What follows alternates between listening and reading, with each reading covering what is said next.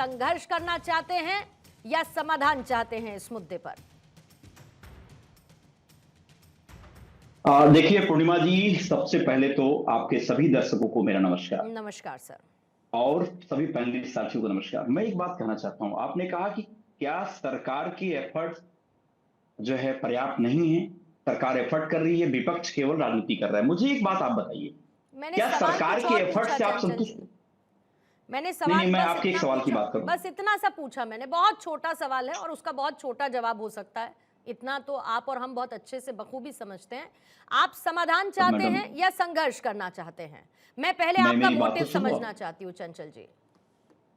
अब मैं तो आपका मोटिव समझ चुका, मेरा मोटिव आप समझ लीजिए। बहुत अच्छी बात है, तो अपना मोटिव समझाइए मेरा जवाब देकर। हाँ सुनिए, आपने कहा कि सरकार की एफर्ट पे फिर आप मेरी बात का जवाब नहीं दे रहे चंचल जी। सुनिए, मेरी बात तो आने दो पहले मैडम, मेरे सवाल का जवाब आने दीजिए, फिर एड ऑन अपना प्रसंग संदर्भ सब आप तो साथ रखिएगा। चंचल जी सब रखिएगा, आपको पूरी आजादी है, आप अपना प्रसंग संदर्भ सब शामिल करिएगा। मैं बस इतना चाहती हूं कि आप लोग समाधान चाहते हैं या संघर्ष चाहते हैं, पहले मुझे इस बात का जवाब दे दीजिए। समाधान हर कोई व्यक्ति चाहता है। ठीक है, okay, very well said sir. समाधान चाहते हैं, हाँ। समाधान चाहते हैं। यस, मेरी बात आप मुझे ये बताइए कि ये समाधान सड़क पर मिलेगा या संसद के अंदर मिलेगा? अब मेरी बात मैं बोलूं? सर जवाब दीजिए ना चंचल जी। मैं बोलूं अब? अरे अब तो बोलने तो दो भाई, आपने कहा समाधान सड़क पर मिलेगा या संसद में मिलेगा? सरकार, अरे भाई पूर्णिमा जी, इतना पत्रकारिता के स्तर को मत गिराओ। इतना तो रखिए कि मेरे सवालों का जवाब दे पाए। अरे मैडम, मैं जवाब दे रहा हूँ, सुनो तो सही। बताइए, बोलने तो दो मुझे। बताइए ना। आप कह रहे हो कि समाधान सदन में मिलेगा। आप मुझे बताओ, क्या ये सरकार सदन में झूठ नहीं बोलती है? प्रधानमंत्री जी ने कहा कि जो भी ये पाप किया है उसको प्रायश्चित करना पड़ेगा। क्या सरकार प्रायश्चित करने को तैयार है? क्या धर्मेंद्र प्रधान का इस्तीफा देने को तैयार क्यों नहीं हो रही सरकारी? आप मुझे बताओ, 152 पेपर लीक हुए। आपके अखिलेश जी कहते हैं अरे इस्तीफा किनारे रखिए, संसद में चर्चा होनी चाहिए। आप घूम फिर कर वापस लौट कर आए कि क्यों नहीं हो रही है, इस्तीफा क्यों नहीं हो रहा है? अरे पूर्णिमा जी, चंचल जी सार्थक चर्चा करिए, चंचल जी सार्थक चर्चा करिए। जितना सुनिए मेरी बात, ये जितनी बातें हैं ये धरना स्थल को मंच बनाकर आप लोग करिएगा, मुझे कोई समस्या नहीं है। मैं बस इतना पूछना चाहती हूँ कि आपको समाधान चाहिए, मुझे समाधान चाहिए, एसएन सिंह साहब यहाँ पर बैठे, अनुराग जी बैठे, बाकी मेहमान, सबको समाधान चाहिए। अब मुझे ये बता दीजिए कि ये समाधान सड़क पर मिलेगा या ये समाधान सदन में मिलेगा? सर कहां पर मिलेगा समाधान? देखिए सुनिए, विपक्ष में हम हैं, समाधान सदन से लेके सड़क तक दोनों में हम लोग लड़ाई लड़ने का काम करेंगे। अगर आपको ये समाधान संसद में मिल जाए, अगर आपको ये समाधान संसद में मिल जाए तो समाधान मिलेगा आपको, कोई दिक्कत नहीं है इसमें। आप मुझे बताओ क्यों नहीं? हम लोग तो उसी हमारी डिमांड ही है, हम कह रहे केवल बहस करने से हो जाएगी चीजें। ठीक है, क्या धर्मेंद्र प्रधान को रिजाइन नहीं करना चाहिए था? क्यों जिद पड़ी है? दो बातें, क्यों जिद में पड़े हो आप? दो बातें, क्यों जिद कर रहे हो भाई? हम ये पूछना चाह रहे हैं आपसे, मुझे बताओ। दो बातें सर। आज के समय में एडमेंसी फिर तो दोनों तरफ से चंचल दी दिख रही है, आपकी तरफ से भी एडमेंसी दिख रही है, अगर इधर से दिख रही है तो फिर इधर से भी दिख रही है। मैं कह रही हूँ कि हम समाधान पर बात कर रहे हैं। चंचल जी मुझे प्लीज मेरे सवालों का सीधा जवाब दीजिए, बाकी मेहमानों के पास भी जाना है। मुझे ये बताइए कि अगर ये समाधान आपको संसद में मिल जाता है तो सड़क की जरूरत नहीं है ना सर? आप गारंटी ले लोगे? मैं आपसे क्या पूछ रही हूँ, मैं आपसे क्या पूछ रही हूँ? मैं पूछ रही हूँ, अगर मैंने लगा दिया पहले ही, अगर लगाया ना मैंने, अगर लगाया ना, अगर ये समाधान आपको संसद में मिलता है तो सड़क की जरूरत नहीं है ना चंचल जी?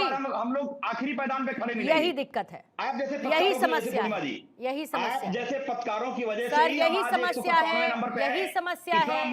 आप जैसे राजनीतिक लोगों के साथ भी यही समस्या है कि आपको कोई अपनी राजनीति के लिए हथियार चाहिए।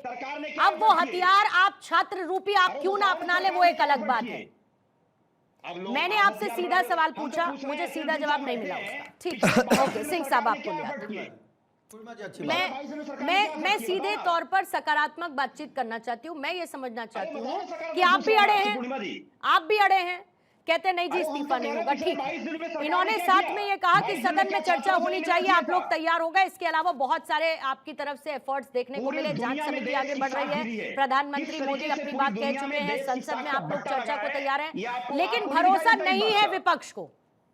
विपक्ष को भरोसा नहीं है, उनको नहीं लगता कि आप कोई गारंटी इसे लेकर दे पाएंगे। सिंह साहब। पूर्णिमा जी देखिए, आज तो थोड़ी तबीयत खराब होगी, वेणुगोपाल जी ने कुछ बोल दिया है, मुझे लगता है अखिलेश यादव जी की तबीयत खराब है और उधर से अगर कुछ हवा आया होगा तो आदरणीय चंचल जी की भी तबीयत खराब हो गई। इस नाते इस तरह की बातों को कहते हैं। हम आते हैं, शुरू से भारतीय जनता पार्टी की जब सरकार आती है तो वो पारदर्शिता से कार्य करती है, और जब 2024 में एक एक्ट लिया जाता है, जब इस पे कानून बनता है नकल पे, उसके पहले बहुत सारी सरकारें देश में और प्रदेशों में रही, उन्होंने नकल पे कोई कानून नहीं बना। लेकिन भारतीय जनता पार्टी की सरकार में जेल जाने का कानून, करोड़ रुपए जुर्माने का कानून आता है। उसके बाद भी जब पेपर लीक होता है, 13 लोगों की गिरफ्तारी होती है, सीबीआई जांच कर रही है, और हम अब भी कह रहे हैं कार्रवाई होनी चाहिए। एक बात।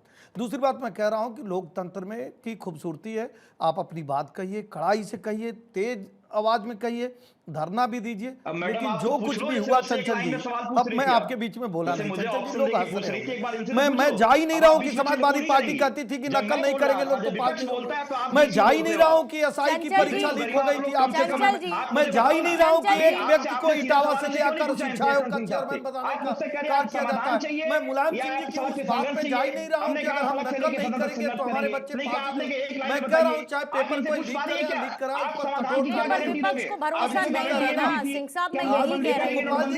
विपक्ष को भरोसा नहीं। वेणुगोपाल जी ने पता नहीं क्या दवाई कर दिया समाजवादी पार्टी के लोग, वहां संसद में भी हंगामा मचा रहे थे। मैं एक बात पे आता हूँ पूर्णिमा जी, और कितनी अच्छी बात, मैं तो अब भी कर, हम स्वागत करते हैं, आदरणीय प्रधानमंत्री जी ने भी कहा, और हम भी बड़ी जिम्मेदारी से आपके चैनल पर कहना चाहते हैं, लोकतंत्र में सबका अधिकार है अपनी बातों को कहने के लिए, और जो भी ये पेपर लीक हुआ नहीं होना चाहिए, आप देखी होंगी, इसी पारदर्शी ईमानदार जवाबदेह और जनता की सरकार में दोबारा परीक्षा कराई गई और परीक्षा के परिणाम आ गए। उत्साहित है लड़के एडमिशन लेने के लिए, और यूनिवर्सिटी में एडमिशन चालू भी हो गया। तीसरी बात मैं कहूंगा, क्या वो विद्यार्थी हो सकता है जो किसी बहन बेटी को गाली देने का कार्य करे, किसी प्रधानमंत्री को गाली दे, जो कहे भारत को हम नेपाल बना देंगे, भारत को बांग्लादेश बना देंगे, जो कहे केवल अल्लाह ही इस देश में रहेंगे, ये कोई विद्यार्थी कह सकता है क्या कि शरजील इमाम क्यों जेल में बंद है? क्या किसी विद्यार्थी की ये मांग है कि 370 क्यों नहीं? ये साफ दर्शाता है पूर्णिमा जी कि विपक्ष जो है किसी भी तरीके से किसी भी कीमत पर सत्ता प्राप्त करना चाहता है। मैं कह रहा हूं ये दुर्भाग्यपूर्ण है। आलोचना करता हूं आपके लेकिन सिंह साहब, विपक्ष ये बार बार कह रहा है कि आप लोग अब डैमेज कंट्रोल कर रहे हैं, अगर इतना ही करना था तो पहले कर देते ना। कितनी अच्छी अब आप लोग डैमेज कंट्रोल कर रहे हैं। पूर्णिमा जी चैनल पे कुछ भी झूठ नहीं बोला जा सकता ना, सब रिकॉर्ड रहता है। आप बताइए बांग्लादेश में जब घटना हुई उस समय कौन पेपर लीक हुआ था? उस समय के 50 बयान आपके चैनल पर दिखाया गया, और बहुत सारे कांग्रेस के और समाजवादी पार्टी के लोग कहे यहाँ बांग्लादेश बन जाएगा। ये क्यों चाहते हैं लोकतंत्र में बांग्लादेश बन जाएगा? क्यों आप चाहते हैं कि खून खराबा हो जाएगा?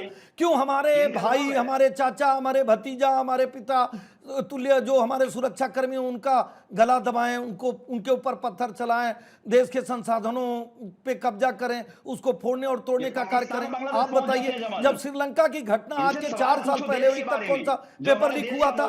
दरअसल पूरे विपक्ष को लग रहा है कि लोकतांत्रिक तरीके से जब जनता हमको नहीं चुनती है तो मैं देश में आग लगाकर, मैं कह रहा हूं ये विपक्ष चाह रहा है कि किसी तरह से देश में एक षड्यंत्र रचा जाए, आग लगाने का कार्य किया जाए और सत्ता प्राप्त किया जाए। बहुत दुर्भाग्यपूर्ण है पूर्णिमा जी, ऐसे दुर्भाग्यपूर्ण कार्यों को भारत की जनता नहीं स्वीकारती है, नहीं स्वीकारती है। पूर्णिमा जी आप बताइए, चर्चा कहां पे होगी? संसद में। चर्चा से मना कौन किया?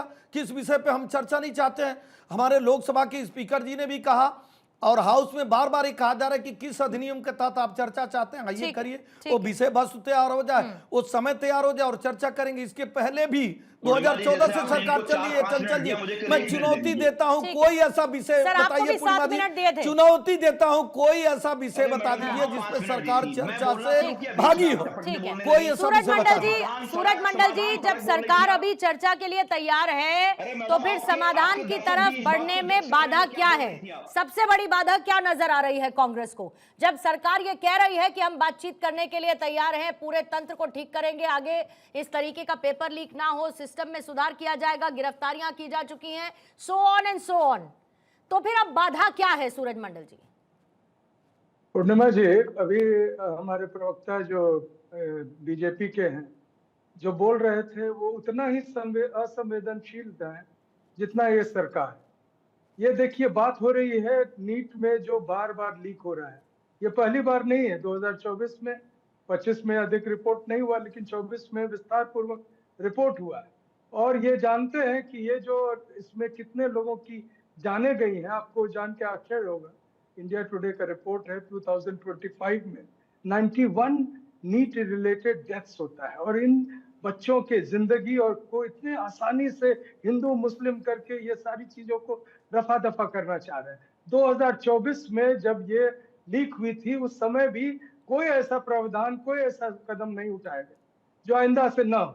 सबसे बड़ी बात है कि जो चेयरमैन है एनटीए के, वो वही है प्रदीप कुमार जोशी, जो व्यापम के भीषण खूनी जो खेल खेला गया था उसके वो चेयरमैन रह चुके हैं, और आरएसएस से बड़ी रिलेटेड, लेकिन कोई उन पर कार्रवाई नहीं हुई। उसके साथ साथ आप देखिए पूर्णिमा जी कि अभी जो जिन लोगों की गिरफ्तारियां या जो हो रही है, दूसरी बार जो फिर नीट हुआ इस बार, उसमें भी कई सारे आरोप आए हैं, और यह भी पता चला कि जो क्वेश्चन पेपर्स या आंसर शीट्स जो मिल रहे थे, अब वो कोडेड था, यानी जिस कोड में जो सीक्वेंस में ABCD होना चाहिए उस तरह से वो बिक रहा। और कई लोग ऐसे हैं। तो मैं सबसे पहले आपके माध्यम से दर्शकों के समक्ष ये रखना चाहूंगा कि सरकार को ये सिर्फ ये नहीं देखना है कि ये एक मसला है, राजनीतिक मसला है कि हमारे सिंह साहब इस पर जोर जोर से बोल देंगे, बांग्लादेश यहाँ का ये बच्चों के भविष्य का सवाल है, आपके हमारे बच्चों के भविष्य का सवाल है। लेकिन अगर बच्चों के भविष्य का सवाल है सूरज मंडल जी, मैं आपकी बात से 100% अग्री करती हूँ कि बच्चों के भविष्य का सवाल है। बच्चों के, ये बच्चे कौन है? उसी 145 करोड़ जो जनता इस देश की जो सरकार को चुन के भेजती है, उसी का हिस्सा है सर ये। इसमें बहुत सारे फर्स्ट टाइम वोटर्स भी होंगे और हो सकता है कुछ आगे चल के बनेंगे। तो जब इनको लेकर आप लोग चर्चा करेंगे तो चर्चा संसद के अंदर करेंगे या सड़क पर करेंगे, या हम और आप यहां पर टीवी चैनल पर बैठकर चर्चा करेंगे? संसद के अंदर चर्चा होगी, लेकिन संसद के अंदर चर्चा ना करने को लेकर एक के बाद एक हर्डल क्यों पैदा हो रहा है? फिर पूर्णिमा जी देखिए, कोई हर्डल नहीं है। आप कह रहे हैं कि चैनल पे तो हम लोग सब बातें करते हैं, इसमें कोई ऐसी बात भी नहीं है कि यहाँ चर्चा नहीं होनी चाहिए। नहीं होनी चाहिए सर। सड़कों पर, मैं तो कह रही हूं कि संसद में चर्चा होनी चाहिए। देखिए पूर्णिमा जी, सड़कों पर जो बात गई है वो कोई राजनीतिक दल लेकर नहीं गया, वो छात्रों का स्वयं एक तरह से प्रयास है। वो खुद सड़कों पर थे, और आप खुद गवा रही होंगी परसों जिस तरह से जन सैलाब बच्चों का उतरा, और जिस तरह से वो भी देखा सर मैंने, वो भी देखा मैंने, और राजनीतिक लोगों का पहुंचना भी देखा, सब कुछ देखा, राजनीतिक लोगों का पहुंचना भी मैंने देखा। और फिर आप कहते हैं कि वो कोई राजनीतिक मंच नहीं है, कोई भी राजनीति उसमें साधने की कोशिश नहीं कर रहा है, डिस्पाइट राजनीति से जुड़े लोग वहां पर पहुंचे। सिंह साहब सिर्फ 10 देखिए, राजनीतिक दलों को के बाद में उठाना चाहिए। सूरज मंडल जी, मैं आपके बीच में बोला नहीं, अब सुनिए, अब खामोश होकर सुनिए। सूरज मंडल जी, आपने 100 सवाल उठाया, आप बताकर यहाँ जाएंगे। राशिद मसूद आपके जो है हेल्थ के MOS मंत्री थे, वो किस में जेल जाने का कार्य किए? वो कोटा चलता था कि नहीं चलता था, एक बात। दूसरी बात, वो जो खर्ची और पर्ची वाली सरकार हरियाणा में चलती थी कि भाई हम नौकरी दे देंगे और नौकरी के बदले में आप पैसा दे देंगे, ये ऐसा ये आपके यहाँ चलता था ना। 3 बड़ी चीजें लगाऊंगा। राजस्थान में रीट की परीक्षा 2021 में पेपर लीक हो जाता है, शिक्षक भर्ती, लाइब्रेरी भर्ती और वन रक्षक भर्ती की परीक्षा लीक हो जाती है। उसके बाद आपको मौका मिला ना राजस्थान में, फिर मिला ना आपको मौका? हुआ कहीं से? अब यही बता, अरे मैं तो पूछ रहा हूँ 2024 में किसकी सरकार है ये बता के जाए। 2024 में ही कानून बनता है ना कि अगर कोई चाहे वो लीक करेगा, लीक कराएगा, किसी भी तरीके का गलत कार्य करेगा तो 10 साल का जेल होगा, करोड़ों रुपए जुर्माना होंगे। कानून कौन ले आता है? मैं कह रहा हूँ ये लीक हुआ था तभी तो दोबारा हुआ। ये इसीलिए हुआ कि पहले की तरह नहीं था कि वो इटावा में पैसा जमा कर आइए या 10 जनपद जाके जमा कराइए, आपका हो जाएगा और आपकी भर्ती हो जाएगी। यही पारदर्शी ईमानदार जवाबदेह जनता की सरकार है कि कोई कितना भी बड़ा अपराधी होगा उसके खिलाफ कार्रवाई होगी। 2024 में इन्होंने कहा, 2024 में 40 लोगों की गिरफ्तारी हुई और जो उस समय के उसके चेयरमैन थे उनको तुरंत बदलने का कार्य किया। ये सरकार, मैं एक बात पूछता हूँ भाई, वर्तमान की में आइए, केरल में जब लड़के पूछ रहे हैं तो जवाब नहीं दे रहे हैं, वहाँ वाटर कैनाल चल रहा है, वहाँ लाठी डंडे चल रहे हैं। राजस्थान में जब सरकार रह रही है तो उत्तर प्रदेश कांग्रेस कार्यालय पे आकर धरना दे रहे हैं। तो ऐसे लोग ज्ञान देना बंद करें। लास्ट में 10 सेकंड का अपनी बात करता हूँ। मैं भी कहता हूं कि विद्यार्थियों का स्वागत है। हाँ। और जो भी विद्यार्थी आहत हुए हैं वो किसी भी तरीके से सरकार के खिलाफ आवाज उठा सकते हैं, लेकिन किसी की माँ की गाली, किसी के पिता की गाली, किसी की बहन की गाली, कोई पत्रकार अगर हमारी बहन बेटी है तो उसका कपड़ा फाड़ना, किसी का सर तोड़ना, हमारे पुलिसकर्मी जो हमारे भाई है, हमारे देश के रक्षक है, उनका सर फोड़ना, 116 लोग जेल में है, वो विद्यार्थी थे क्या?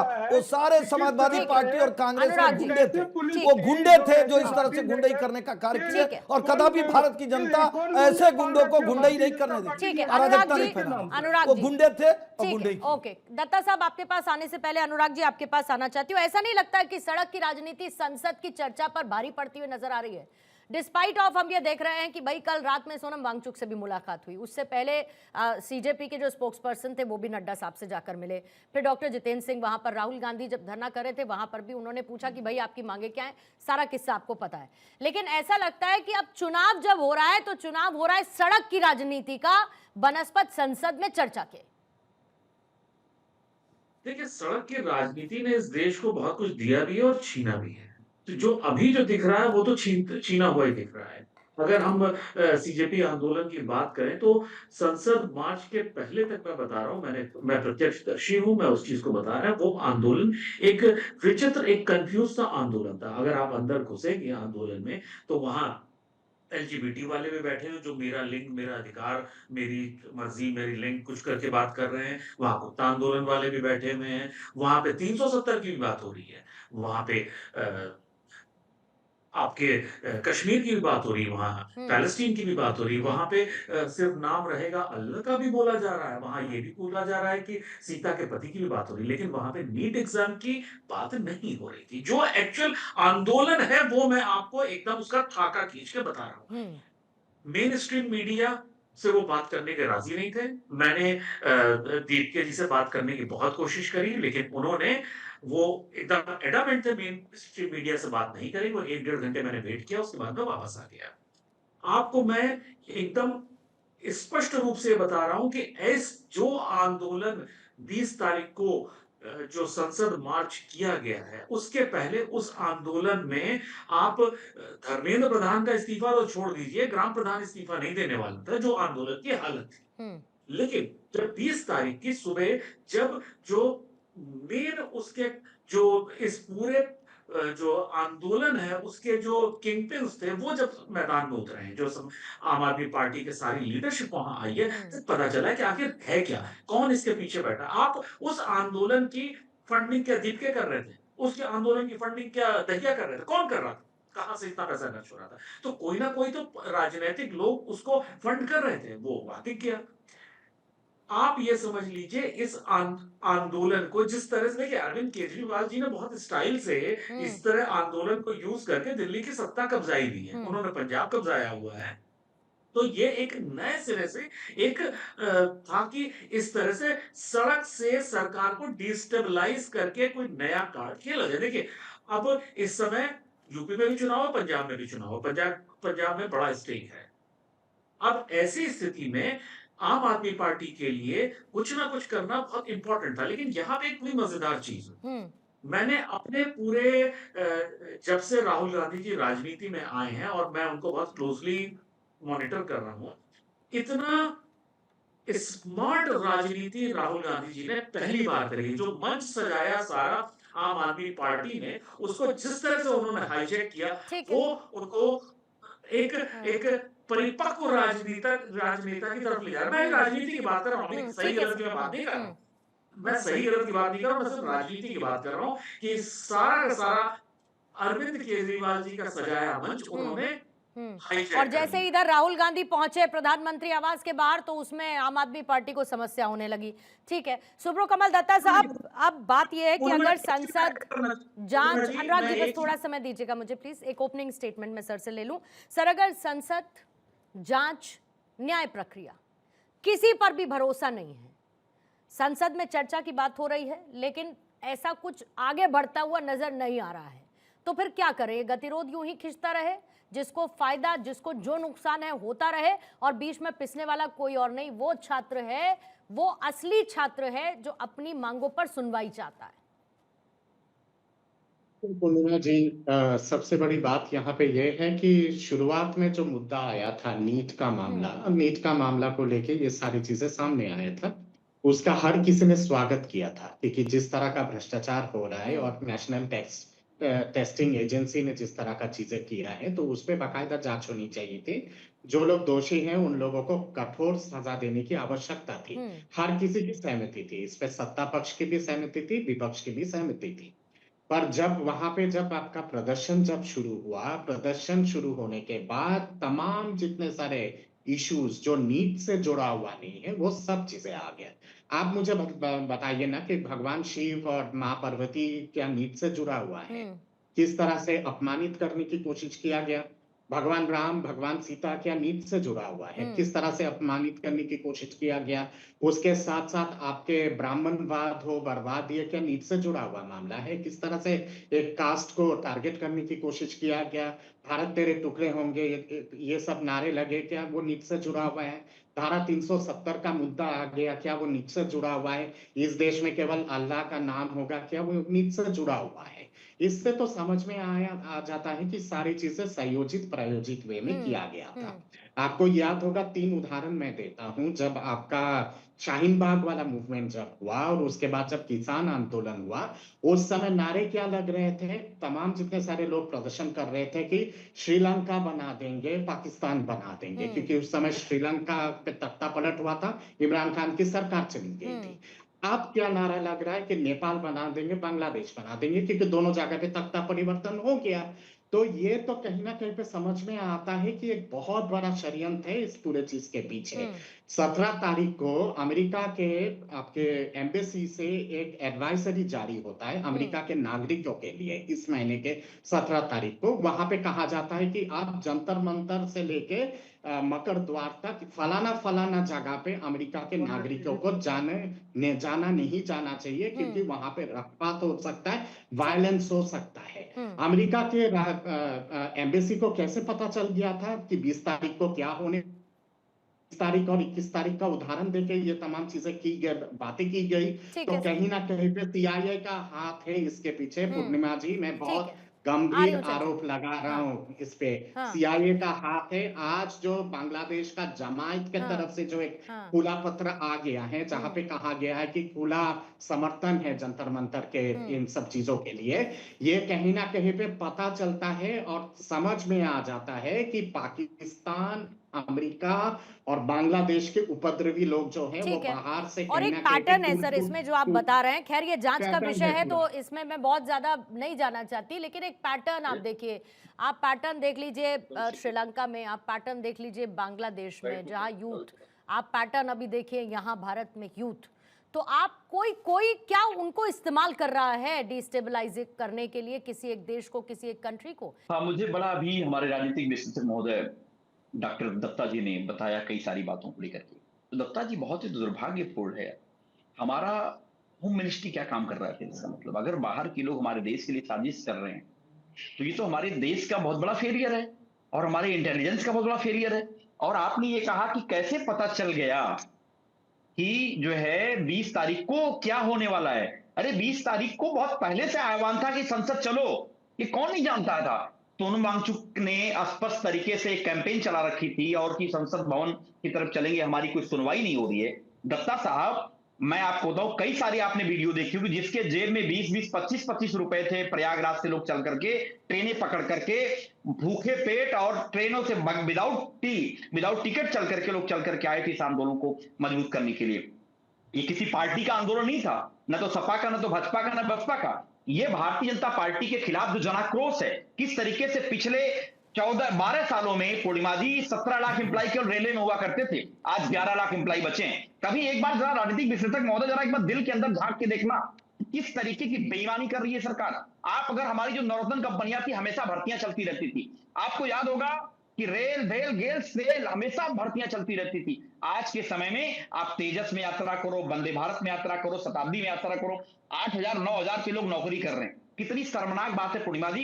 हम लोग इलाहाबाद विश्वविद्यालय के छात्र हैं, हमेशा रेलवे में भर्तियां चलती रहती थी। ये विरोध प्रदर्शन नीट परीक्षा का ना होकर बेरोजगारी के लिए है। मैं बता रहा हूँ ये बेरोजगारी इतनी हाँ। चरम पे है। हाँ। आप अभी देखो ना, अभी चपरासी की भर्ती आती है, कितने लेवल पे फॉर्म अच्छा, भरते हैं, ये मुझे कितने आज लाखों अभी लाख अभी फॉर्म पता भरते चला हैं। कि ये इस बेरोजगारी के लेवल लिए पे प्रदर्शन सारी था सर। भर्तियों में, पूर्णिमा जी सुनिए ना मेरी बात नहीं को। नहीं, मैं इस सुन लेवल पे सारी मैं भर्तियां सुन रही भर्तियां हूँ नहीं कि है। अभी तक इस तो हमें लेवल यही पे सारी पता था कि भर्तियां भाई नीट के भ्रष्टाचार लिए है। विरोध प्रदर्शन मुझे हो रहा है, बताइए ना, पेपर लीक हुआ, उससे पूर्णिमा स्टूडेंट्स जी, बहुत नाराज हैं और इसीलिए विरोध प्रदर्शन कर रहे हैं। आपने जो सवाल उठाया दत्ता साहब और उसका जवाब शायद दे रहे हैं। दत्ता दत्ता जी ने साहब वीडियो नहीं देखी होगी, वहां पे जो नहीं लोग देखिए बहुत सर, बड़े सारे जवाब वीडियोस गई, देखिए, बस आ रहे हैं। आपके जमीन ठीक है, जाएगी, पहले लेकिन दत्ता साहब को वीडियो सुनिए। देखेंगे रात को रोंगटे ठीक ना है, खड़े हुए ओके, हो। चंचल जी और सुनिएगा, भाई दत्ता साहब लोग बोलिए। ट्रकों में भर करके पत्थर मेरे लेके हाँ, सापा आएंगे, ठीक है ये सर। आरएसएस के मेरे लोगों सापा ने। के मित्रों ने बहुत सारा सवालों का बौछार कर दिया हाँ। है। गुंडे से जो मैंने लोग जब पीट रहे कहा है थे, कि इसके लिए अमेरिका आपकी के संवेदना नहीं दूतावास है। के तरफ से अमेरिका के ये वीडियो भाई नहीं सुन देखी दत्ता लीजिए साहब ना, आपने?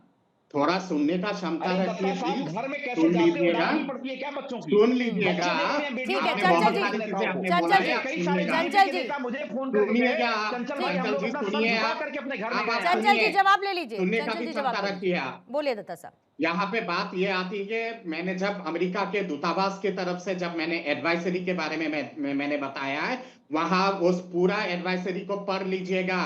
वहां पे मेंशन है कि कौन कौन जगह पे वायलेंस होने वाला है, और उसके साथ साथ प्रधानमंत्री बैठते पीसफुल हैं, प्रोटेस्ट प्रधानमंत्री विल उठिए तो टर्न प्रधानमंत्री उठते इनटू हैं। अ आप तो वायलेंट टर्न, अमेरिका की बात कर रहे हो, पीसफुल जो प्रोटेस्ट हमारा वायलेंट टर्न हमारे में टर्न डोनाल्ड होगा, ट्रम्प दोस्त थे हमारे प्रधानमंत्री जी के। इसीलिए मैंने ठीक है सर, कहा अब कि तो अब इधर मत जाइए। प्रायोगिक ट्रम्प और ये सब सारी चर्चा चीजें। नहीं करनी है। दत्ता जी, पश्चिम अब बात एशिया आती है, में क्या अब बात संकट आती छाया है, है, पूर्णिमा तेल जी, की कितनी 30 किल्लत है, दाम कितने बढ़ गए, ये सब पूर्णिमा जी, चर्चा मुझे नहीं है अभी 30 सर। सेकंड ये दीजिएगा, सब चर्चा 30 नहीं है। ठीक है सेकंड। दत्ता साहब, एक सेकंड। पूर्णिमा जी, ओके दत्ता साहब, एक पूर्णिमा सेकंड। जी 30 सेकंड मुझे सर, दे ओके दीजिएगा। ओके, चंचल जी शांत रहेंगे। चंचल जी एक सेकंड शांत पूर्णिमा जी, रहेंगे। दत्ता साहब, पूर्णिमा एग्जैक्ट जी, 30 seconds for you. 30 seconds 30 Datta साहब। सेकंड्स में मैं कंप्लीट कर बोलिए, रहा हूँ। बोलिए। अब बात आती है पेपर लीक की। प्रियंका वाड्रा जी ने राजस्थान में अशोक गहलोत जी के सामने कहा नहीं था कि ये राष्ट्रीय मुद्दा है और केवल एक प्रदेश की इशू नहीं है, पूरे नेशनल लेवल की इशू है पेपर लीक। और पेपर लीक के बारे में अगर बात करें, 2004 से लेके 2014 तक मनमोहन जी की सरकार के दौरान कितने पेपर लीक हुए थे, तमाम एग्जामिनेशंस के, और कितने सुसाइड हुए थे। ठीक है क्या दत्ता साहब, शिक्षा अग्री मंत्री करते ने हुए उस समय पेपर त्यागपत्र लीक दिया था? यूपीए के काल में यूपीए हुए तो भी सरकार गलत। की। उत्तर प्रदेश में पंजाब समाजवादी में पार्टी पेपर की लीक सरकार होता रहते है हुए तो बहुत कोई पेपर लीक हुए, तब भी accountability नहीं गलत।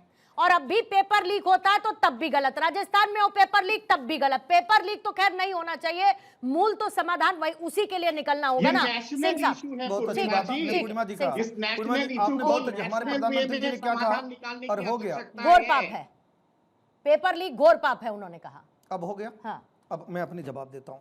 अब ये पहले राउंड में आपने सवाल पूछा था चंचल जी से, चंचल जी ने हमसे सवाल पूछा था, मैंने उनसे 4 सवाल पूछा था और फिर वो समय दे दीजिएगा। मैंने पूछा कि यूपीएससी 2015 लीक हुआ, यूपी जल निगम भर्ती लीक हुआ, एसआई 2017 परीक्षा रद्द हुई और एसआई की परीक्षा रद्द हुई, ये क्या पेपर लीक नहीं था? उन्होंने अब वो आ गए कि नहीं, इंटेलिजेंस क्या कर रही थी? इंटेलिजेंस क्या कर रही थी कि अयोध्या में विस्फोट करा दिए थे? इंटेलिजेंस क्या कर रही थी मुजफ्फरनगर में दंगा करा दिए थे? इंटेलिजेंस क्या कर रही थी कि मथुरा में रामवृक्ष यादव कांड करा दिए थे? इंटेलिजेंस क्या कर रही थी कि जो संकट मोचन में बम विस्फोट करा दिए थे? अब आते हैं तीसरी बात पे। हम अब भी कहते हैं और जिम्मेदारी से कहते हैं, जिस विषय पे आज चर्चा हो रही है, कि कभी भी किसी भी छात्र के साथ खिलवाड़ नहीं होना चाहिए, क्योंकि वो तैयारी करते हैं। अगर पेपर लीक होता है तो उनका नुकसान होता है, लेकिन अगर उसी लीक को हम नहीं मान के उसी परीक्षा को मानते, वो ठीक था कि हमने पारदर्शिता से परीक्षा कराया, वो ठीक है। आज तक कानून नहीं था, हमने पूर्णिमा जी कानून ले आया, वो ठीक है कि बिना कानून के खर्ची पर्ची वाली जो हरियाणा, हिमाचल और राजस्थान में इनकी सरकार चलती थी कांग्रेसियों की, वो ठीक है। ठीक वो है जो हमारे प्रधानमंत्री जी कहते हैं कि हम सुनिश्चित करेंगे, दोबारा कहता हूं कि हमारे छात्रों के भविष्य के साथ बस इतना बता दीजिए कि ठीक है। इधर वांगचुक ने एक लेटर लिखा है, वो लेटर हमने सबने देख लिया, उसमें उनकी मांगे हैं कुछ शामिल, और वो कह रहे हैं कि मांगे मान ली जाएंगी तो मैं अनशन खत्म कर दूंगा। और वो नीट परीक्षा लीक का मुख्य चेहरा उस प्रदर्शन का रहे हैं। लेकिन जो अभी विपक्ष नाराज है, विपक्ष विरोध जता रहा है, विपक्ष की मांगे हैं, इसको कैसे लाइएगा एक पेज पर, कैसे करिएगा? बहुत अच्छी बात। आप बताइए ना, विपक्षी मांग कहाँ पे, किसी चौराहे पे तो बात होगी? सबसे सुंदर चर्चा कहाँ पे होती है? संसद में। कानून भी 2024 का कहाँ बना? संसद में। आप बताइए, अगर उसमें भी कोई खामी है तो उसमें भी संशोधन हो जाता है। और कोई कमी और कहीं से भी विपक्ष के पास किसी तरह का साक्ष्य, जैसे आम आदमी पार्टी ने आज खुद कहा कि कांग्रेस राजनीति कर रही है, कांग्रेस कर रही है, समाजवादी पार्टी राजनीति कर रही है, और पूरे भारत के लोग कर रहे हैं कि आम आदमी पार्टी, कांग्रेस और समाजवादी पार्टी ये तीनों राजनीति कर रहे हैं। तीनों को छात्रों से कुछ नहीं लेना। अगर छात्रों को किसी से कोई मतलब होता तो वो छात्रों की बात करते, एक दूसरे की राजनीति का आरोप नहीं। ठीक है, पर उनका तो सर क्रेडिट गेम चल रहा है ना, आम आदमी पार्टी ज्यादा क्रेडिट ले ले, कांग्रेस ज्यादा क्रेडिट, वो तो वो चल रहा है ना। सूरज मंडल जी, पूर्णिमा जी, लाशों पर क्रेडिट होता है, बच्चों के भविष्य पर रेफरेंस समझिए मंडल साहब, क्या बात करती है मंडल साहब, मैं राजस्थान का पूछा, राजस्थान का रेफरेंस, आपकी बात बहुत अच्छी है, मैं रेफरेंस की बात कर रही हूँ। हरियाणा पंजाब पूछ रहा हूँ, रेफरेंस एक सेकंड सिंह साहब, एक सेकंड, क्या शानदार जुगलबंदी है ये। कल किसका स्टेटमेंट है? छात्र का तो नहीं है ना सूरज मंडल साहब? इसी रेफरेंस पर बातचीत चल रही थी। छात्रों का प्रदर्शन, अगर उन्हें समस्या है सरकार से सवाल पूछा जाना चाहिए, प्रदर्शन होना चाहिए, जंतर मंतर इसीलिए है। और सवाल नहीं पूछेंगे सरकार से, क्यों नहीं पूछेंगे जी? पूछेंगे, लेकिन मैं बात कर रही हूं कि चर्चा और चर्चा के बाद सार्थक समाधान तय तो करनी पड़ेगी ना जगमंडल साहब। देखिए, समाधान तभी संभव है ना कि जब इसके पीछे जो सारा का सारा माफिया और जो जिस तरह के लोग हैं पीछे राजनीति करेंगे। ये सीधे सीधे राजनीति कर रहे हैं। कहां तक थे? अभी 20 दिन पहले तक तो सैर सपाटा कर रहे थे। कहां थे? मुझे बोलने दीजिएगा, आप बीच में टोक दे रहे बोलिए हैं। मंडल जी, बोलिए मंडल जी, बोलिए। टाइमर रखेंगे मंडल जी के लिए, मंडल जी के लिए टाइमर। बोलिए मंडल साहब। देखिए, जो इसके पहले दिनेश बिवल जो राजस्थान में जिनको ये एक्यूज किया गया, इनके ऊपर चार्ज लगा, ये सारे लोग बीजेपी से मिले हुए हैं। और जो जितने बार लीक हुए हैं, भारतीय जनता पार्टी ने चूंकि कोई सार्थक कदम नहीं उठाया, तो ऐसा लग रहा है कि जो उनकी मिली भगत है। और इस बात में इसलिए भी दम है कि जो तमाम जो ये क्राइसिस हुए हैं, ये सारे के सारे अधिकतर बीजेपी रूल्ड स्टेट्स में सबसे प्रॉब्लम पता है, समाधान कहाँ मिलेगा? समाधान पूर्णिमा जी ये है कि इस पूरे के पूरे प्रक्रिया में जो ट्रांसपेरेंसी है, हाँ। जो अभी मिसिंग है, उस ट्रांसपेरेंसी को लाया जाना चाहिए। हाँ। और उस ट्रांसपेरेंसी के साथ बच्चों के भविष्य को बिना कैसे सर?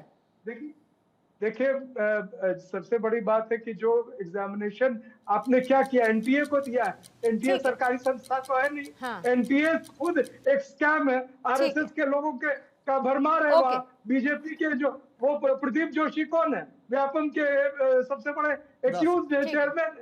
2024 में भी सिंह साहब 10 सेकंड में जल्दी से बोलिए। अभी भी है, पूछा जा रहा है कांग्रेस उनको क्या करना गिरफ्तार नहीं कर रहे। पूछा जा रहा है कि समाधान बताइए, हिमाचल में समाधान करिए, जहां आपकी सरकार है। एक तो समाधान लेकर आइए भाई, हम कानून लेकर आते हैं। अरे हिमाचल में प्रदीप जोशी को क्यों पीसीएस प्रदीप जोशी क्या किया? हिमाचल का जो कर देने का बराबर इसी के पीछे लगा हुआ लेकर आते हैं। हम पूछ तो रहे हैं, कोई समाधान तो बताइए सर। आप गिरफ्तार कीजिए ना। समाधान बताएगा कौन? उनको समाधान है। ठीक है सर, पारदर्शिता से प्रदीप जोशी को क्यों डिफेंड कर रहे हैं? इस तरह की व्यवस्था बनाएंगे, इतना बड़ा स्कैमस्टर है। विद्यार्थी नहीं, उसके लिए पहले सदन में बहस होनी पड़ेगी। उसके लिए आपको इनके साथ पहले समन्वय बनाना पड़ेगा और आपको समय सीमा देनी पड़ेगी और ये बताना पड़ेगा कि हम क्या बदलाव करेंगे और कैसे पारदर्शिता लेकर आएंगे।